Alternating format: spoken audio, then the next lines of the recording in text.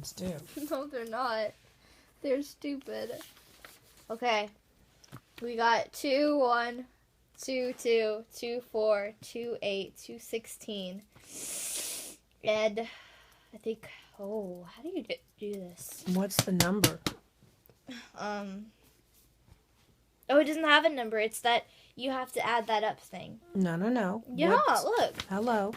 What's the number? No! So 1, 0, 0, 1, 1. So it doesn't have a number. Oh, so you add this. I hate myself. You add this one. You add this one. So it's 16 plus 8 plus 1. That's right. I know, right? Yes. I almost had more hiccups and then Don't say G did. I didn't. I don't know. Wait, 14, 1, 24, 1, 25! I got it! Shut up. Are you sure that's what it is? Yes! Before you write it down, make sure your addition is correct. Okay. 6 and 8 is 14. 1 and 1, 2. And then 24. plus 1 is 25. No, you're good. I know. Okay, 25. Please, no more hiccups. Please. I don't want to do it no more.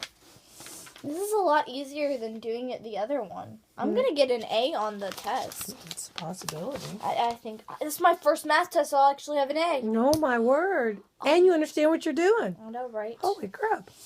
Okay. Nope, your hiccups are going good. No, they're not. They're just hiding. Okay. When I was little, I used to read to Grandma, and I would get the hiccups, and Grandma would laugh at me.